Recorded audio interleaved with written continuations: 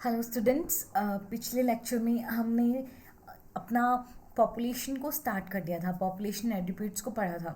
तो आपने कुछ कैरेक्टरिस्टिक्स पढ़े थे जो कि एक पॉपुलेशन में होते हैं, लेकिन एक इंडिविजुअल के पास वो कैरेक्टरिस्टिक्स नहीं होते हैं। फॉर एग्जांपल, एक इंडिविजुअल जो है उसका बर्थ होता है, उसका डेथ होता है, ठीक।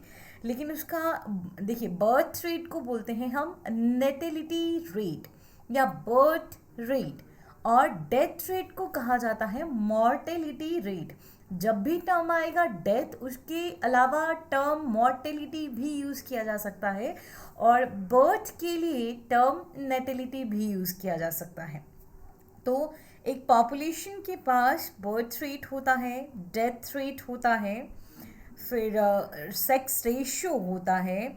उसके अलावा आपने देखा था कि कुछ आपको पिरामिड्स देखने को मिलते हैं। एक पॉपुलेशन के लिए एक पॉपुलेशन का साइज जो है वो डायनामिक होता है। ये और इवोल्यूशन जो है वो एक इंडिविजुअल का नहीं होता, एक स्पेसिस का ही नहीं होता, सिर्फ पूरी की पूरी पॉपुलेशन का इवोल्यूशन होता है। अगर हमें इवोल्यूशन के हिसाब से यूनिट देखनी होगी तो इवोल्यूशन के हिसाब से यूनिट पॉपुलेशन होती है। क्लियर हो गया आपको? तो पॉपुलेशन ग्रोथ के बारे में फर्दर हम पढ़ेंगे। लास्ट लेक्चर में आपको एक और एग्जाम्पल भी दिया गया था जिसमें आपको बोला गया था बर्थ रेट कैसे निकाला जाता है और डेथ रेट कैसे निकाला जाता है। तो कैसे निकाला जाता है, क्या डेफिनेशन वहाँ पे लिखा था, पर कैपिटा क्या लिखा था, वो सब आपको पता होना चाहिए। और अगर मैंने आपसे कोई क्वेश्चन पूछा है तो आप लोग आंसर नहीं करते हो। स्पेशल 11th स्टैंडर्ड वाले बच्चे are quite very good, they answer each and every question. जो भी मैं क्वेश्चन पूछूंगी वो उस चीज़ का आंसर करेंगे, लेकिन आप लोग आंसर बहुत कम करते हैं, ठीक है।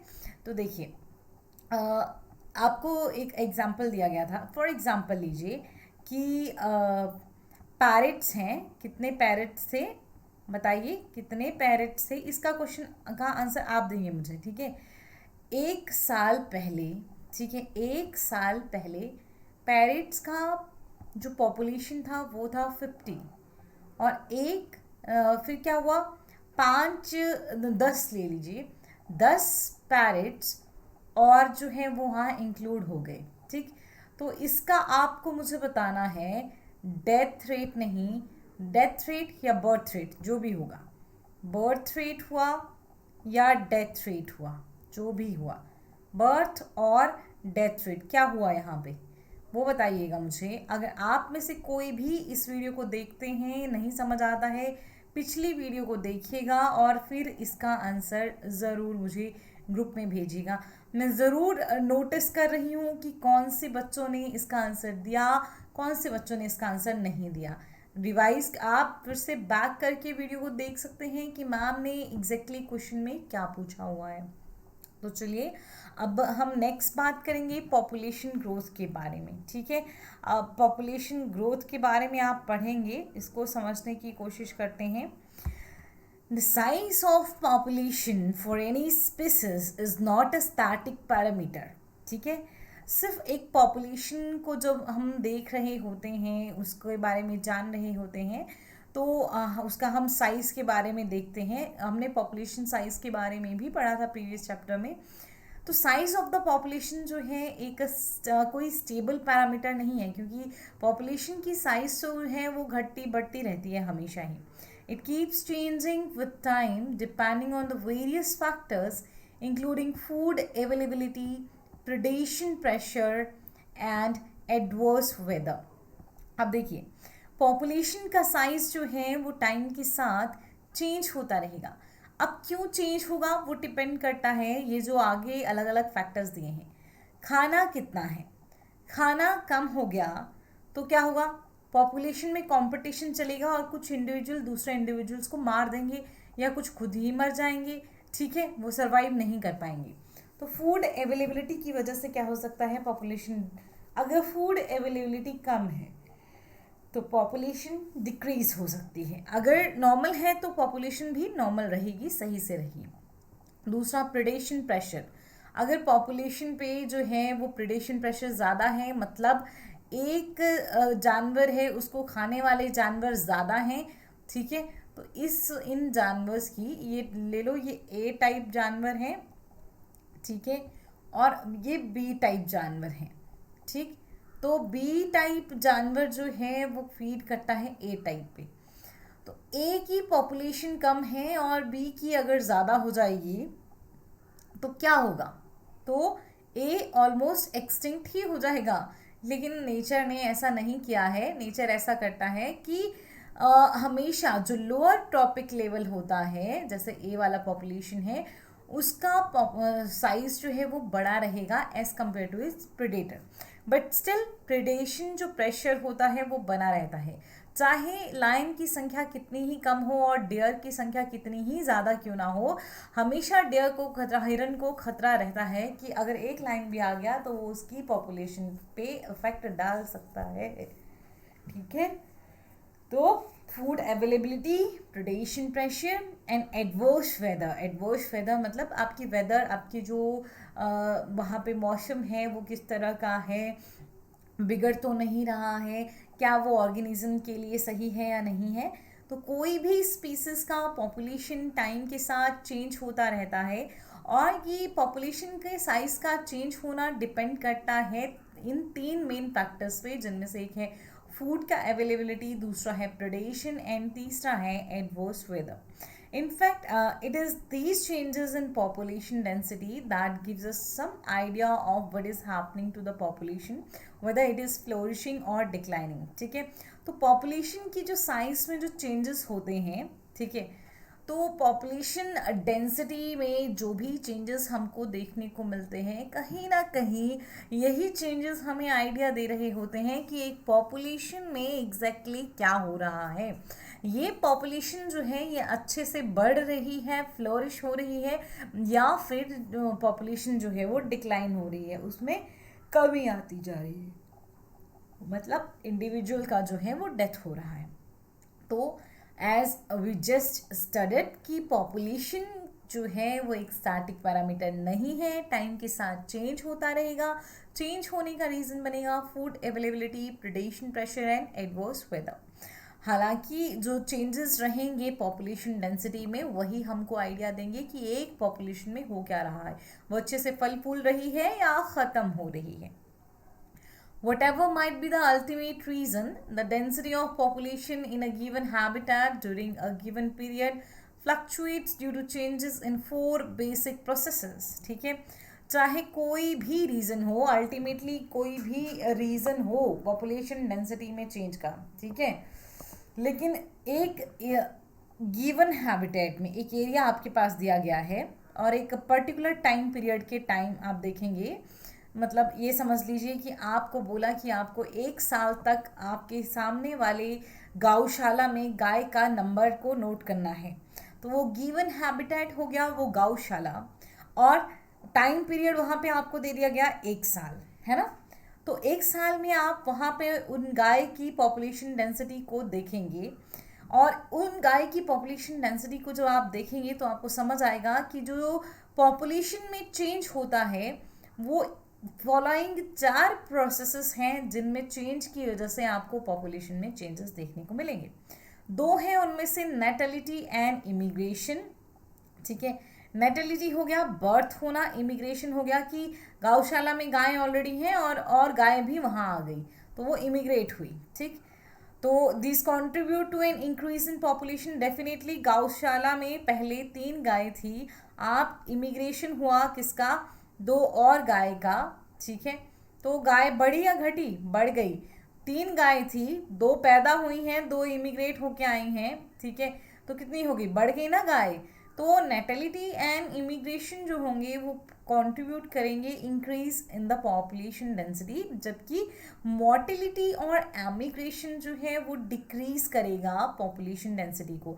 अब सपोज करो 2 यहाँ से मर गई, 2 यहाँ से कहीं बाहर चली गई, तो वो क्या हो गया, इमिग्रेशन।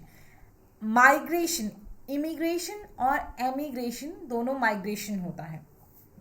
अब माइग्रेशन जब किसी एरिया के अंदर कोई आएगा तो वो इमिग्रेट करेगा, किसी एरिया को छोड़ के कोई जाएगा तो वो एमिग्रेट करेगा, तो नेटिलिटी एंड इमिग्रेशन जो है वो पॉपुलेशन डेंसिटी को इंक्रीज करते हैं, वहीं मोर्टेलिटी एंड एमिग्रेशन जो है वो पॉपुलेशन डेंसिटी को डिक्रीज करते हैं। और ये इंक्रीज और decrease food availability, predation pressure और एडवर्स वेदर पे डिपेंड करता है, लेकिन अल्टीमेटली नेटिलिटी, इमिग्रेशन और मोर्टेलिटी एंड एमिग्रेशन की वजह से ही हमको पॉपुलेशन में चेंजेस देखने को मिलते हैं। ठीक, फैक्टर्स कौन से हैं जो ये चेंजेस करवा सकते हैं? वो है food availability, predation pressure and adverse weather. मतलब जो ख़राब मौसम हो जाता है, तो ख़राब मौसम की वजह से भी कई बार बहुत ठंड हो जाती है तो बहुत सारी गायें मर जाती हैं, बहुत सारे पशु मर जाते हैं। ठीक है, तो ये देखिए, आप समझने की कोशिश करते हैं कि नेटिलिटी क्या है, मोर्टेलिटी क्या है, इमिग्रेशन क्या है, एमिग्रेशन क्या है। अभी आप इतना समझ चुके हैं कि नेटिलिटी और इमिग्रेशन जो है वो बढ़ाएगा पॉपुलेशन डेंसिटी को, वहीं मोर्टेलिटी और एमिग्रेशन जो है वो पॉपुलेशन डेंसिटी को डिक्रीज करता है। क्या करता है? डिक्रीज। देखिए, नेटिलिटी refers to the number of births during a given period in the population that are added to initial density। देखिए, एक ये 5 यहाँ पे काउस हैं, ये इनिशियल डेंसिटी हो गया काउस का। क्या हो गया? ये इनिशियल डेंसिटी हो गया ये काउस का। कितनी काउस हैं? 5 cows are there, this is the initial density. ठीक, अब बर्थ, इनमें से 3 गायें जो थी वो प्रेग्नेंट थी, उन्होंने आगे 3 बच्चे और दे दिए, जितने भी दे दिए। ठीक, अब 3 ऐड हो गई, इनिशियल डेंसिटी में 3 और ऐड हो गई, तो ये क्या हो गया? नेटिलिटी। तो natality refers to the number of birth during a period. अब ये 1 साल के दौरान हुआ होगा या जिस भी टाइम के दौरान, टाइम पीरियड के दौरान हुआ होगा। तो किसी भी टाइम पीरियड के दौरान पहले से मौजूद पॉपुलेशन डेंसिटी में जितना बढ़ोतरी देखी जाएगी उसको हम नेटिलिटी कहते हैं, है ना। It refers to the number of births during a given period in the population that are added to the initial density.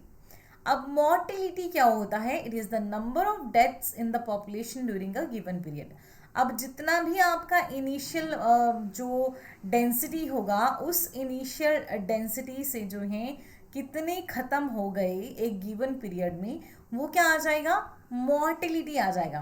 तो natality is the number of births and mortality is the number of death. एक population में जब कोई death हो रहा है तो वो मोर्टेलिटी है, एक पॉपुलेशन में जब बर्थ हो रहा है गिवन पीरियड में तो वो नेटिलिटी है। अब इमिग्रेशन की बात करते हैं तो it is the number of individual of the same species that have come into the habitat from elsewhere during the time period under consideration। देखिए, एक टाइम पीरियड के दौरान सेम स्पीसीज क्या आने चाहिए? अगर काउस हैं और काउस के साथ यहाँ पे और उस जगह पे डॉग्स आ रहे हैं तो हम ये नहीं कहेंगे कि पॉपुलेशन बढ़ गई। नो नो नो, ठीक है। हम ह्यूमन पॉपुलेशन के इंक्रीज की बात करते हैं तो क्या हम ये भी बोलते हैं कि डॉग्स का पॉपुलेशन इंक्रीज हो रहा है तो ह्यूमन पॉपुलेशन में इंक्रीज हो रहा है? ऐसा नहीं होता ना। सेम स्पीसीज के इंडिविजुअल जो हैं वो आने चाहिए। तो इमिग्रेशन में एक हैबिटेट में किसी दूसरे एल्सवेयर, किसी दूसरी जगह से एक टाइम पीरियड के दौरान सेम स्पीसीज के इंडिविजुअल आते हैं तो उसको इमिग्रेशन कहते हैं। And emigration is the number of individuals of the population who left the habitat and gone elsewhere during the time period under consideration। तो emigration क्या हो गया? वो इंडिविजुअल्स, ऐसे इंडिविजुअल्स का नंबर जो अपनी पॉपुलेशन को छोड़ के चले गए एक टाइम पीरियड के दौरान, तो वो एमिग्रेट कर गए। वहीं इमिग्रेशन क्या हुआ कि जब हमारे पास जो है वो आएंगे, हमारे पास नहीं आएंगे, किसी पॉपुलेशन में जो है हमको देखने को मिलेगा नया इंडिविजुअल, सेम स्पीसीज के इंडिविजुअल किसी और जगह से किसी दूसरी जगह पे एंटर करेंगे तो वो इमिग्रेशन है। बट जिस जगह को वो छोड़ के आए वहाँ से वो एमिग्रेट किए। Is it clear? क्या तुम्हें नेटिलिटी, मोर्टेलिटी, इमिग्रेशन, एमिग्रेशन सब क्लियर है? तो यही चीज़ें हैं जो डिसाइड करेंगी कि क्या होगा, कितना पॉपुलेशन में इंक्रीज हुआ, कितना डिक्रीज हुआ। ये है चार्ट जो आपको याद रखना ही पड़ेगा, क्योंकि आप ध्यान से देखिए, इमिग्रेशन को डिनोट किया जाता है आई से। नेटिलिटी क्योंकि बर्थ है तो नेटिलिटी बर्थ बी से रिप्रेजेंट किया जा रहा है। मॉर्टेलिटी डेथ है तो डी से रिप्रेजेंट किया जा रहा है। इमिग्रेशन आई तो एमिग्रेशन को ई से रिप्रेजेंट किया गया है, और पॉपुलेशन डेंसिटी को एज अ होल एन से रिप्रेजेंट किया गया है। तो हम जानते हैं कि पॉपुलेशन डेंसिटी में इंक्रीज जो है वो नेटिलिटी एंड इमिग्रेशन की वजह से होता है। वहीं हम ये भी जानते हैं कि एक पॉपुलेशन डेंसिटी में डिक्रीज मॉर्टेलिटी एंड एमिग्रेशन की वजह से होता है। तो ये चार्ट आपको पूछा जा सकता है, जहाँ पे प्लस साइन है मतलब इंक्रीज हो रहा है, माइनस साइन है मतलब डिक्रीज हो रहा है।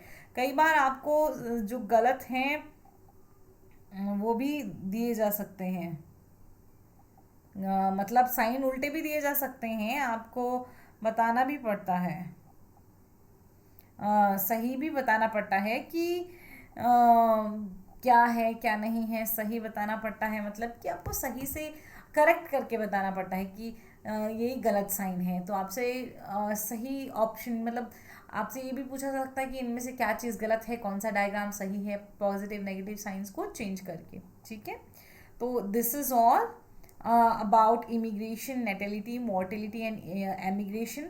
आई होप तुमको अंडरस्टैंड हुआ है कि पॉपुलेशन डेंसिटी जो है किस तरह से चेंज करेगा जब ये सब चेंज किए जाएंगे। ठीक, so if n is the population density at time t, then density at time t plus 1 is, मतलब देखिए अगर किसी भी टाइम t पे, मतलब 30 मिनट पे या 1 साल पे, ठीक है, 1 ईयर पे जो पॉपुलेशन डेंसिटी है वो n होती है। ठीक, तो अगर इस साल में हम और टाइम पीरियड को बढ़ा देंगे, एक साल और बढ़ा देंगे, तो हो गया t प्लस 1। तो t प्लस 1 पे जो पॉपुलेशन डेंसिटी है वो कितनी होगी, तो वो देखिए हो जाएगा एन टी, जो भी आपके पास पहले वाली पॉपुलेशन डेंसिटी है किसी भी टाइम पीरियड पे, तो वो हो गया N T plus birth plus immigration, मतलब जितने भी इमिग्रेट होके आए, जितने भी बर्थ हुए, माइनस तब वहाँ उस टाइम पीरियड के दौरान डेथ भी हुई होगी, एमिग्रेशन भी हुई होगी। तो किसी भी टी टाइम पे हमारे पास पॉपुलेशन डेंसिटी n होता है, लेकिन t प्लस 1 टाइम पे जब हम बात करते हैं पॉपुलेशन डेंसिटी की, तो जो भी t टाइम पे पॉपुलेशन डेंसिटी था उसको हम इंक्लूड करते हैं। ठीक है, प्लस जितने भी क्या हुए, जितने भी बर्थ हुए होंगे उस दौरान, ठीक है, जितने भी इमिग्रेट करके इंडिविजुअल आए होंगे उस दौरान, फिर ये तो हो गए प्लस, इनको प्लस कर देंगे और इस टोटल से माइनस कर देंगे हम किसको, डेथ प्लस एमिग्रेशन को, किसको माइनस कर देंगे, डेथ प्लस एमिग्रेशन को माइनस कर देंगे। ठीक है, तो इस तरह से हमको क्या मिल जाएगा, हमारा population density eight t plus 1 time. याद रखना है, भूलना नहीं है, ये क्वेश्चन पूछी जा सकती है। You can see from the above equation that population density will increase if the number of birth plus the number of immigrants is more than the number of death plus the number of immigrants. Definitely population, यहाँ पे आपको दिख रहा है population density increase होगी, लेकिन कब increase होगी, अगर बर्थ और इमिग्रेशन का जो नंबर है वो डेथ और एमिग्रेशन के नंबर से ज़्यादा होगा। सपोज करो तुम्हारी क्लास में 25 बच्चे हैं, क्या हुआ 25, अगले ही साल क्या हुआ, 25 में से जो बर्थ तो यहाँ नहीं आएगा, तुम्हारे गांव की बात करते हैं, तुम्हारे गांव में 25 बच्चे हैं, 25 बच्चों में से क्या हुआ, और 5 का बर्थ हुआ, और 5 जो हैं वो शहरों में रह रहे थे, गांव में आ गए। ठीक है, ठीक है, आपके पास पहले कितने बच्चे हैं, 25। ठीक है, ओके, फिर क्या हुआ, फिर बर्थ हुआ 5 का, ठीक, और 5 शहर में रह रहे थे तो इमिग्रेट करके गांव आ गए, और डेथ के नाम पे डेथ हुआ 2 का, और बाहर शहर पढ़ने गया 1, इमिग्रेशन 1 की हुई। तो टोटल 25 पहले थे, प्लस आपको ये हो गए टोटल बर्थ और इमिग्रेंट्स जो थे वो हो गए आपके पास 10, और माइनस जो डेथ हुई और एमिग्रेंट्स चले गए बाहर वो हुए 3।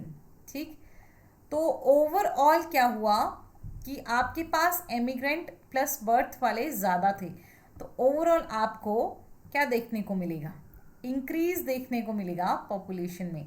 तो टोटल पॉपुलेशन कितनी हो गई, अब कितनी हो गई, 32 हो गई।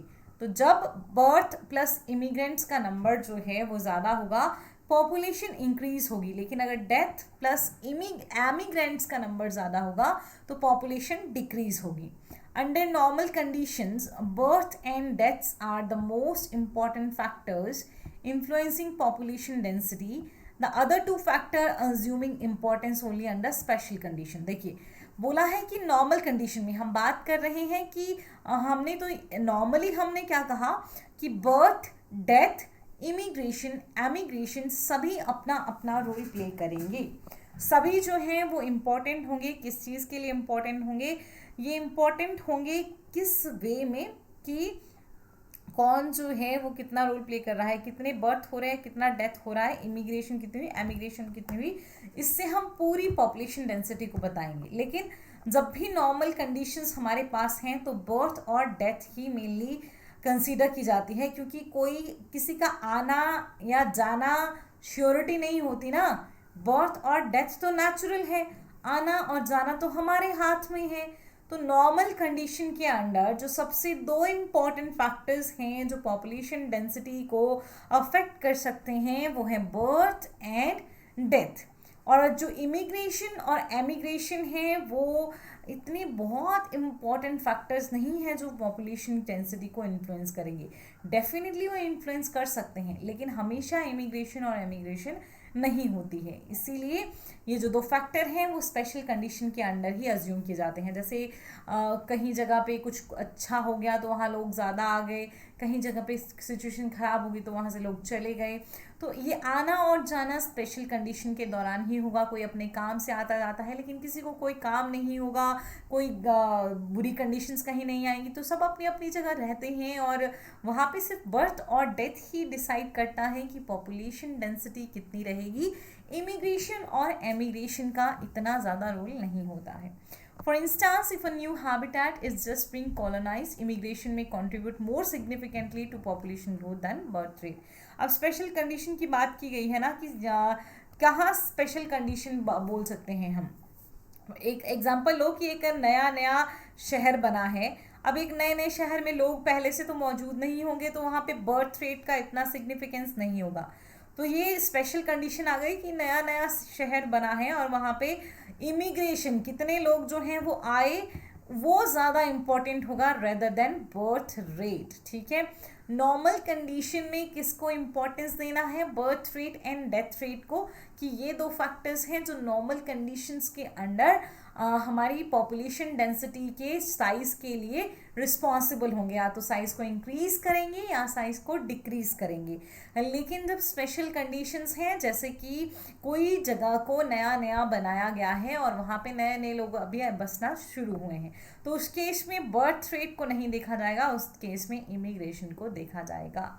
That's all for today. आप इसको समझने की कोशिश करिएगा, समझ आता है तो बताइएगा, नहीं आता है तो ज़रूर डाउट पूछिएगा, क्योंकि मैं बहुत ज़्यादा आगे एकदम से नहीं करवा दूंगी। पहले आप ये कर लीजिए, उसके बाद मैं आगे करवाती हूँ, क्योंकि ज़्यादा आपको प्रॉब्लम ना हो ताकि समझने में। Thank you.